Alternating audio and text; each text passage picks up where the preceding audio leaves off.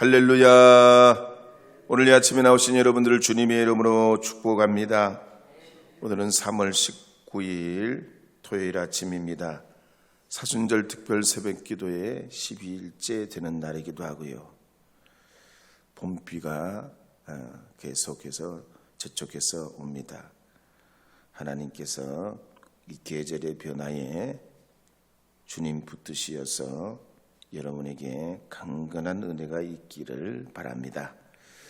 우리 복음성가 아름다운 이야기가 있네 함께 부르도록 하겠습니다. 아름다운 이야기가 있네.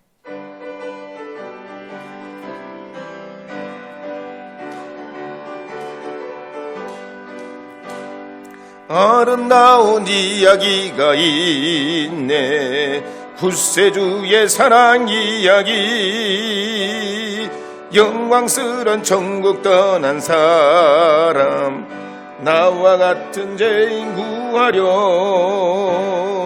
주님의 그 사랑은 정말 놀랍네. 놀랍네. 놀랍네. 오, 주님의 그 사랑은 정말 놀랍네. 나를 위한 그 사랑 넓고 넓은 우주 속에 있는 많고 많은 사람들 중에 구원받고 보호받은 이모 주의 사랑 받고 산다네. 주님의 그 사랑은 정말 놀랍네. 놀랍네. 놀랍네. 오, 주님의 그 사랑은 정말 놀랍네. 나를 위한 그 사랑. 할렐루야. 우리 손중이 한번 따라 하시도록 하겠습니다. 하나님을 가까이 하라. 그리하면 너희를 가까이 하시리라. 이 본래 어깨동무 하시는 거거든요. 너희를 가까이 하라. 죄인들아 손을 깨끗이 하라. 이게 중요해요. 이게 키포인트예요. 이렇게 죄인들아 했을 때는 주먹을 쥐었잖아요. 깨끗이 하라 할 때는 손을 팍 펴야 돼요. 이게 아주 키포인트예요. 손 위에. 자, 다시 한번요. 죄인들아 손을 깨끗이 하라. 두 마음을 왼쪽 오른쪽 두 마음을 품은 자들아 마음을 성결하게 하라. 다시 두 마음을 품은 자들아 마음을 성결하게 하라. 처음부터 끝까지 한번 붙여서 해보겠습니다. 하나님을 가까이 하라.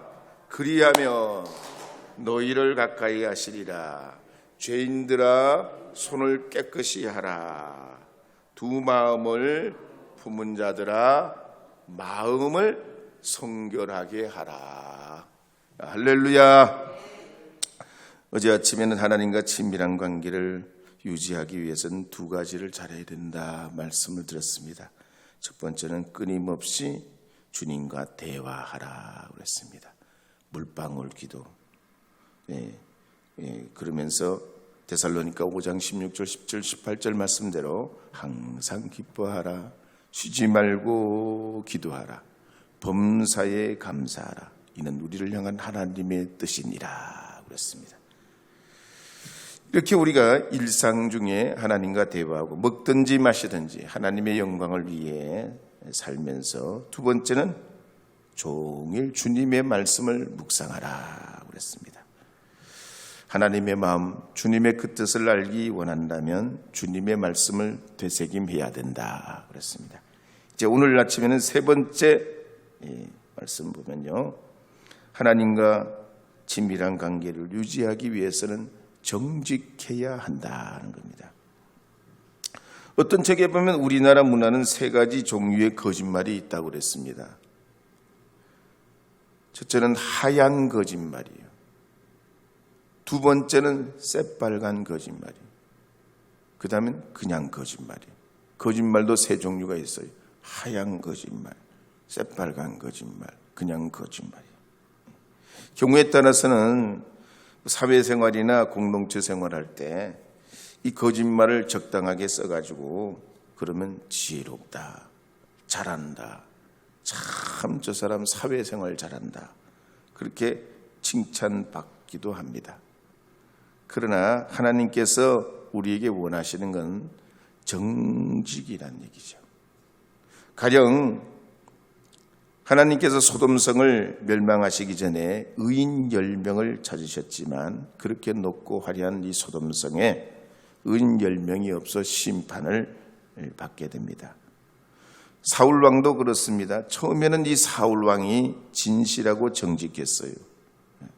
그 마음이 얼마나 순진했는지 모릅니다. 효심도 깊고 말이죠. 그런데 그 마음을 결국 잊어버리고 욕망을 따라 살다가 불행한 인생이 됩니다. 그런데 다윗은 반대죠. 우리아의 아내 바세바를 범했지만 씻을 수 없는 죄인임에도 불구하고 하나님께서 나단 선지자를 그에게 보낼 때 자기 죄를 숨기지 않고 침상이 젖도록 회개하고 자복합니다. 창세기에도 보면 하나님께서 에덴 동산에서 죄를 짓고 무화과 나무 뒤에 숨어 있는 아담을 찾으셨습니다. 아담아, 아담아, 네가 어디 있느냐? 전지전능한 하나님께서 아담이 지금 어디 있는 줄 모르고 어디 있느냐 아담의 이름을 부르시면서 아담을 찾으셨겠어요?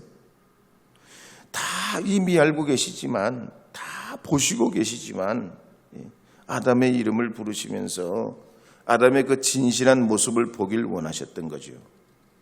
그럼에도 불구하고 이 아담이 하나님을 끝까지 속여 먹으려고 핑계를 대고 둘러댑니다. 아담의 아들 가인도 그랬습니다. 동생 아벨을 살인한 다음에 하나님께서 그걸 보시고 가인을 불러요. 네 동생 아벨이 어디 있느냐? 하나님, 제가 뭐 동생을 지키는 자입니까? 입을 비축거리면서 거짓말로 둘러대요. 그럴 때에 이 아담과 그들의 후손은 하나님과의 그 관계가 박살나고 맙니다. 사랑하는 여러분, 여러분 하나님의 참된 친구가 되기를 원하십니까? 주님과 가까이 하시길 원하십니까? 그러면 여러분 정직한 사람, 솔직한 사람이 되면 주님과 가까워질 수 있어요. 그런데 오늘날 현대인들이 어떻게 삽니까? 수만 가지 페르조나, 가면을 쓰고 살지요. 자기를 부풀리고 다른 사람보다 높게 보이려고, 좀 더 잘난 체 해 보이려고, 지식과 명예와 부를 앞세워요. 내가 이렇게 높은 자리에 있다, 그 자리로 자기를 가리죠. 내가 이렇게 많은 부를 축적했다고 부를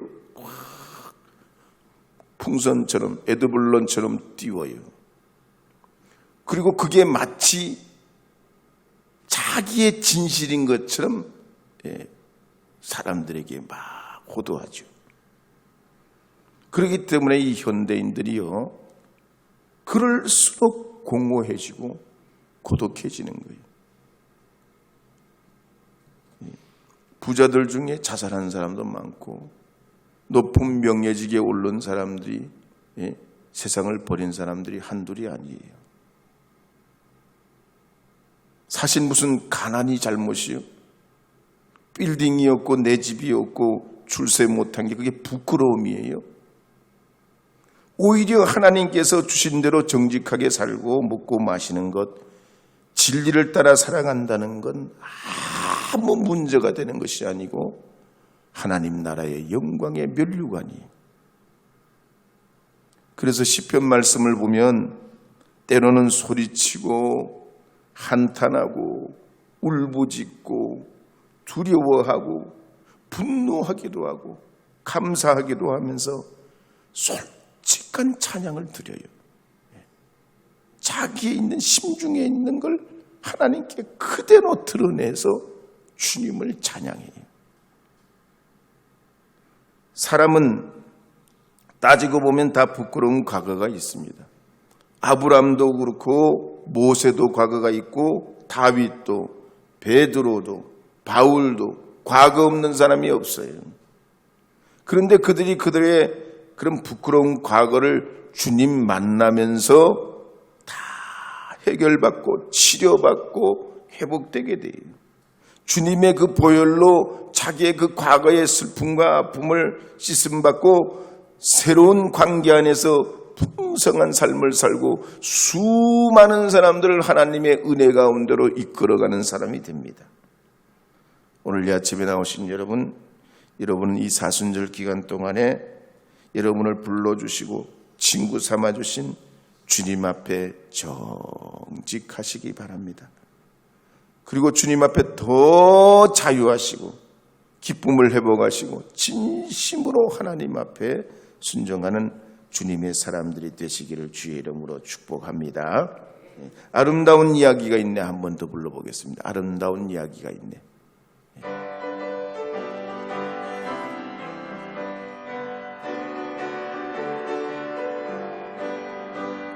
아름다운 이야기가 있네.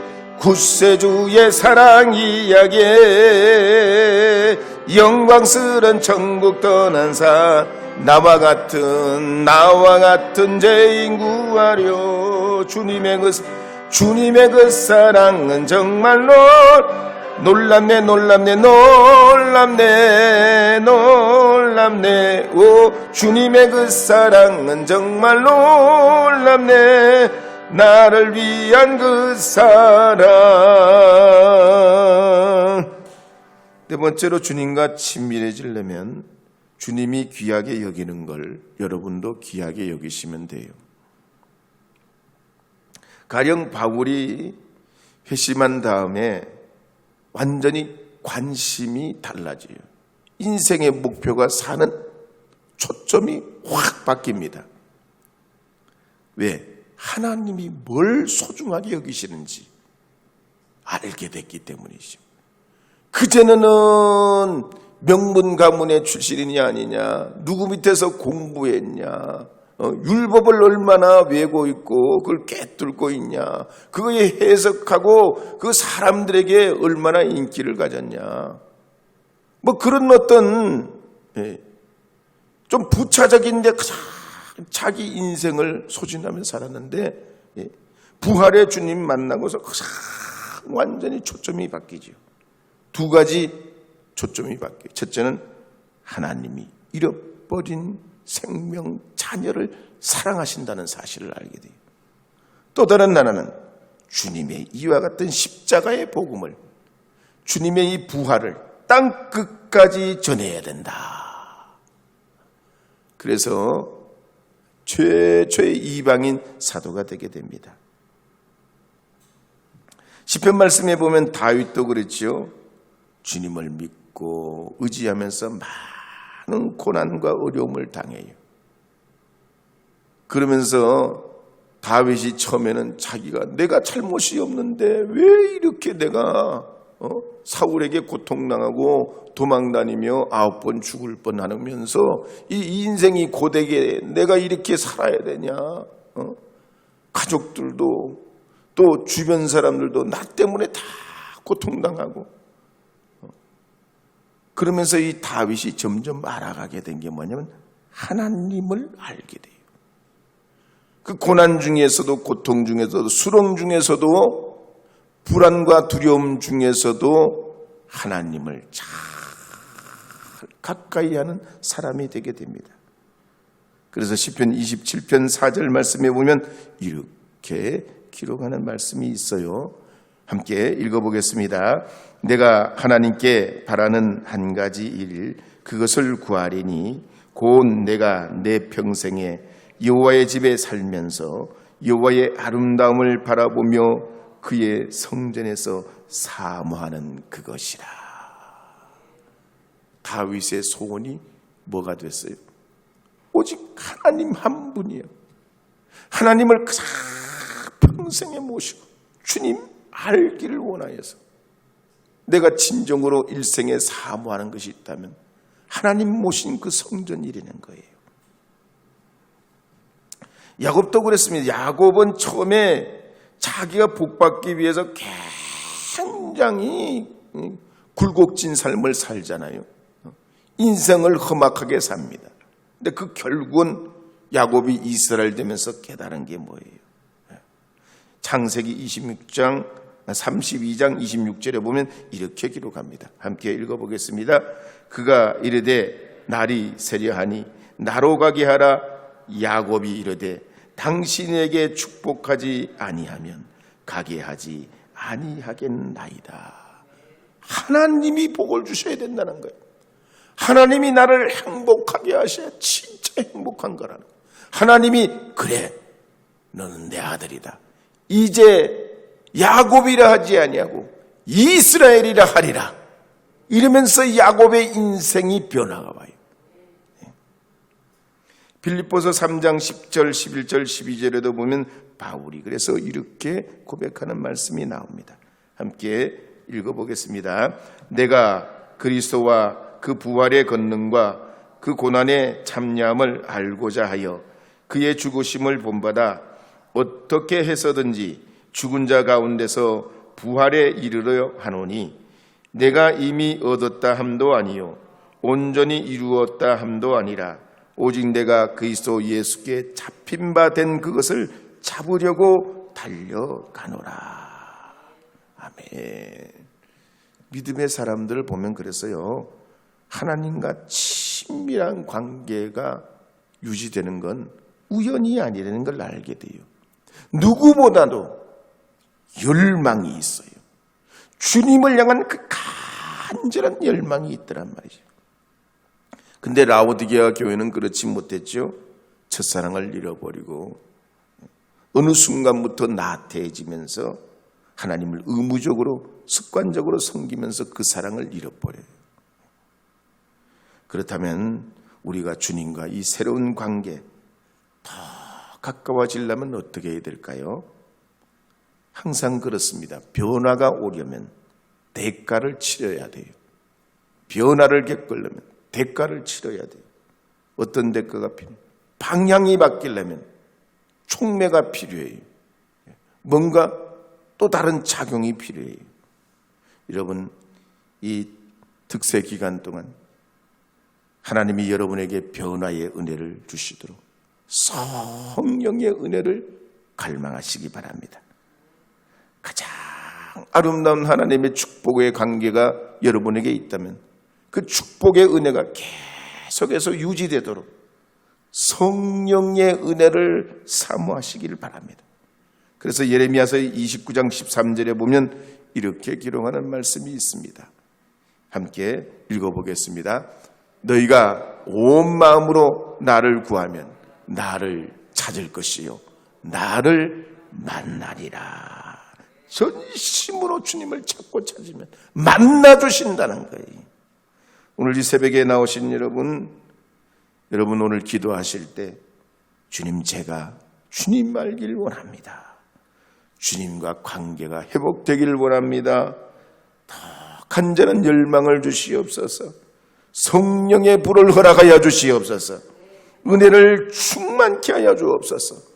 사모합니다. 주님 의지합니다. 하나님 앞에 주님께 간구하며 갈망하시기를 바랍니다. 우리 손유희 한 번 더 따라하겠습니다. 하나님을 가까이 하라. 그리하며 너희를 가까이 하시리라. 죄인들아 손을 깨끗이 하라. 두 마음을 품은 자들아 마음을 성결하게 하라. 할렐루야. 아름다운 이야기가 있네. 함께 부른 다음에 말씀에 의지하여 통성으로 기도하시다가 자유롭게 돌아가도록 하겠습니다.